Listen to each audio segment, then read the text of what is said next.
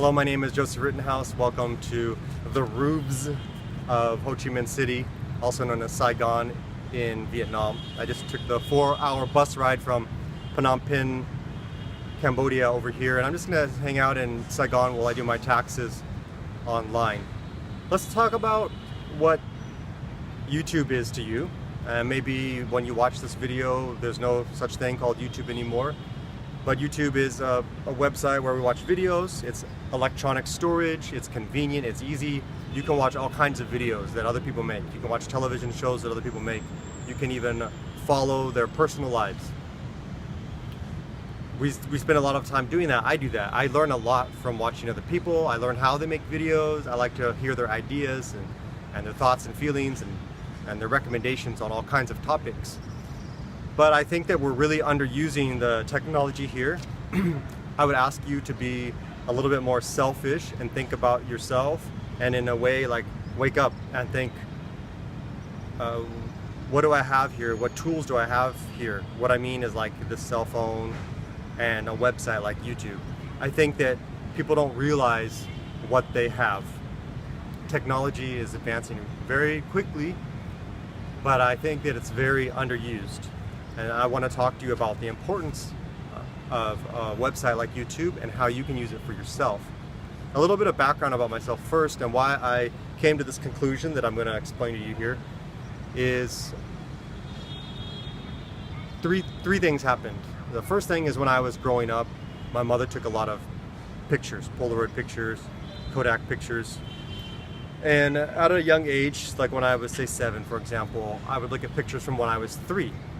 And I would get this weird feeling because I was like, it's kind of weird. I'm like, that's me.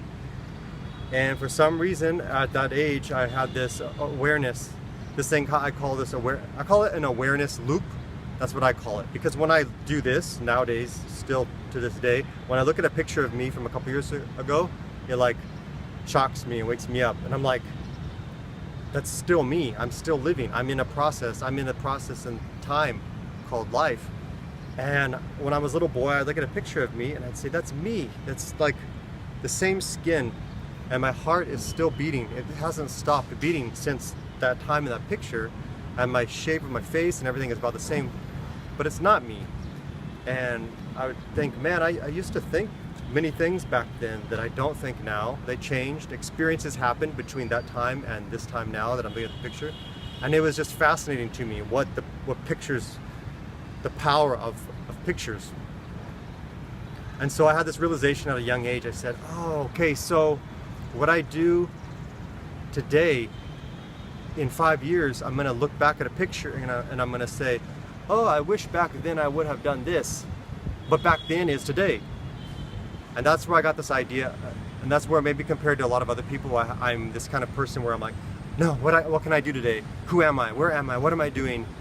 I need to make something of myself. It's because I have these kinds of things like this, what I call an awareness loop. I look at a lot of pictures. I spend a lot of time by myself in quiet places, looking down and like seeing the patterns of society to wake me up and keep me awake. That's one of the first things. The second thing was I started playing around with the camcorder in the 80s. My family got a camcorder and I started making videos with the VHS cassette tapes. And I would buy a lot of them, and I would, unfortunately, because I was a little kid and I didn't think, hey mom, dad, can you buy me 100 VHS cassette tapes because I want to make a ton of videos and document everything. Sometimes I would, record some MTV music videos on top of home video, and I'd go back and make some more home video on top of the MTV videos. Long story short, I'm 38 years old now, and we have a few videos from when I was little, but not as many as I actually made. But I started playing around with video, and I remember having to use VHS cassette tapes. In college, I started learning about websites, and I learned that when you want to make a website, you pay a company money and they'll give you some storage space on their computers, and that's where you put your website so that the whole world can see it.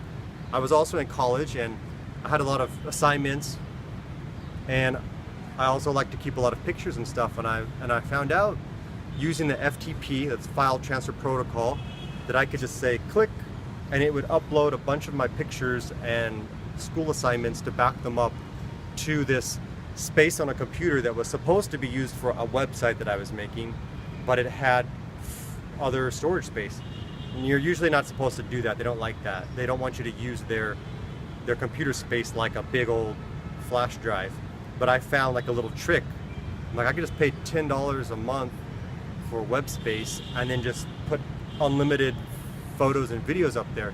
So I started realizing this was kind of before the whole cloud storage thing and backing up got popular. This was back in 2004, and I don't think it was popular then, but I started to figure out that I could back up all my stuff on computers. And so these three things came together. I realized the importance of pictures. I started playing around with video, and I realized the importance of storage space online to protect my videos and stuff like that. So now here we are in 2019, and I've realized for the last couple of years, I'm like, this is just like the 80s, but even better. Now instead of a big old camcorder, I have the iPhone, and like say for example YouTube, it's electronic storage, it's convenient, it's secure, and it's free. I'm like, that's like the 80s all over again, but way easier.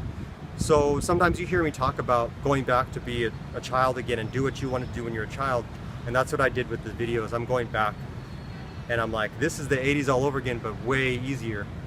So that's why I record all these videos, is because it's free and unlimited. It's never been easier. And I think this is an unprecedented time in human history where you can record audio and video, and I could say anything I want right now and save it securely for my family 50, 100, 500 years from now. And people want to think they're so cool, and it's 2019, man, we use technology so well, we have everything. But I would argue that actually people are way underusing technology. We don't even use the cell phone or the internet for a fraction of the possibilities that are there. We use the technology so little. Like this is an iPhone 5S, and I can get so much value out of it.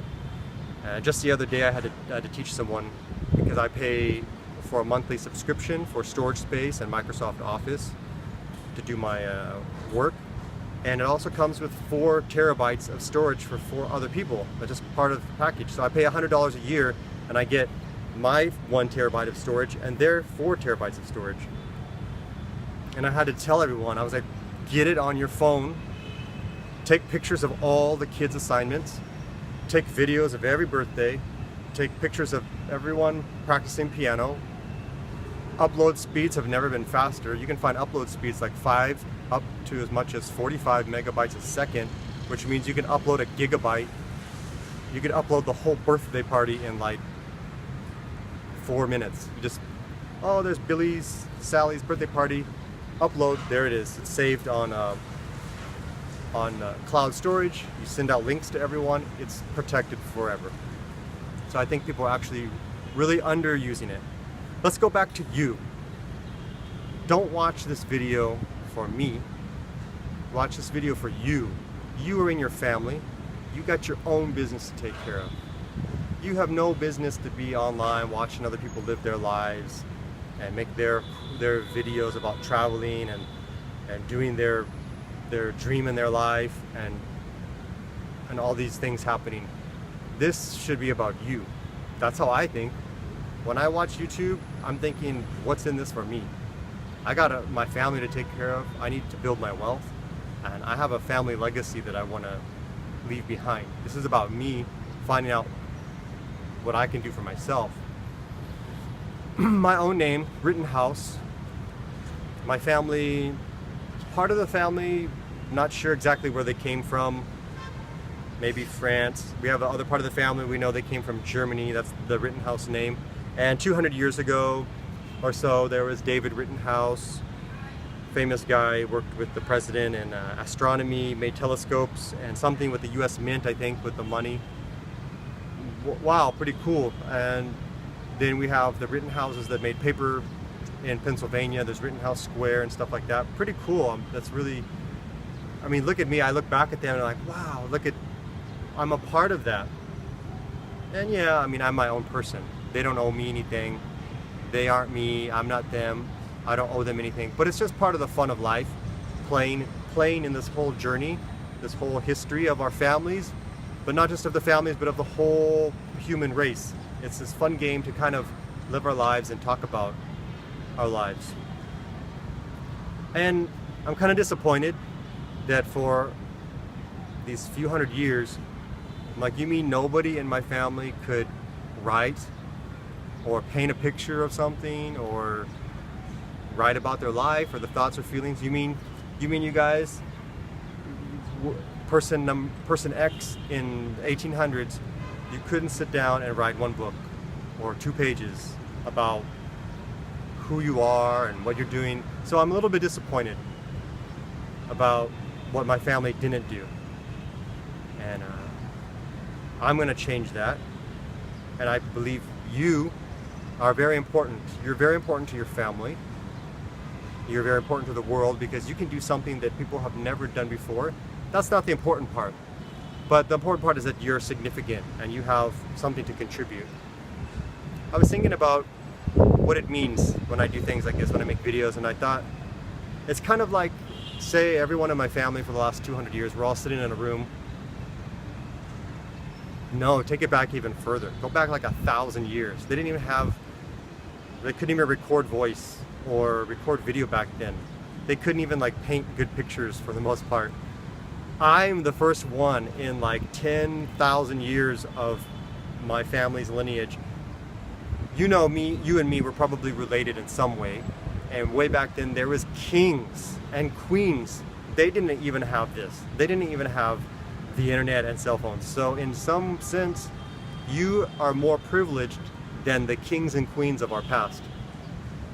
And I'm like, yeah, so imagine everyone in my family for the last 1,000 years. And I'm saying, you know what? Everyone, I'm gonna do something different for us. I'm gonna do this thing now where I record about who I am, my life, and my experiences and my thoughts, and yeah, I was like the first one to do that for the last couple of 100 years in my family. So for me, it's a very special thing. A very cool thing about it is, think about this. So I'm making a video right now, and I know people are gonna come after me 100 years from now, 200 years from now. And I'm like winking at them through the ages. Let's call it winking through the ages. I know you're there and I know you're watching me. I can never meet you because I've already passed away. But I know you're there and I know you're watching me. And I know you're gonna probably do something like this too, where you record yourself and then 500 years after you, someone from our lineage is gonna watch you. So we're getting to play this fun, really cool game where I get to wink at you and I know you're there, and then you get to do it for the person after you. So we're all part of this fun game called life, this fun journey called life, not only within our family, but the whole human race. And what else is there? A lot of you go to work, you make a couple bucks in your life, you die, you don't leave shit behind because you didn't build anything, you didn't make anything, you didn't write any books, you didn't do anything that was really significant or a big contribution to the world. But that wasn't, you making money wasn't the thing. It was this. It was you talking about your life, your story, and your experiences and your thoughts and what was going on during that time. Like, I don't care about anything that my family would have left behind for me, like money or possessions, but I wish, who were they? I want to know who they were and what were they doing, and because when I wake up, I want to say, hey, I'm part of this lineage, and I can kind of do that with the whole human race. But as far as my own family goes, when I look at my blood and I look at my skin, I want to know, like, what were those people doing? I have their skin and I look like them. What were they thinking and feeling? It's, my mother says that I act like my grandfather sometimes. She says, you act weird. I don't remember him. I think he saw me for 1 year before he died, but I don't know him. And she says, you act like him. How awesome would it be if I could be like, well, let me go watch him. Let me learn from him. We can do that now. We got this thing. We got this internet thing. So she says that I act like him. I do little weird ideas and exotic ideas and projects and stuff like that. So there's something going on there genetically where it's like the personality passes through or something. I can see it with my siblings where we are all kind of like 20% the same kind of personality. It's really fascinating. So I also make these videos so that people after me can see, oh, this is why I act like that. My great-great-great-great-great-grandfather, Joe, he was like this and he looked like this. And that's why I look like that too. That's why I have the whatever. And that's what you're supposed to be doing with this. It's supposed to be for you. Don't watch other people and watch their stories. Be a little bit more selfish. People don't use the internet and their phones anyway. What do they say? We've never been so connected, but so alone. People think that, oh, I use the internet so much. I use my cell phone so much. You don't use it for shit. They just sit there all day watching other people's story, watching other people's lives. But you need to make the story about you. Don't be watching me for me. You need to be watching me or other people for yourself, picking and choosing the ideas you want, and take care of your family, take care of your story, and take care of your life. From Ho Chi Minh City, good night, and I will see you later.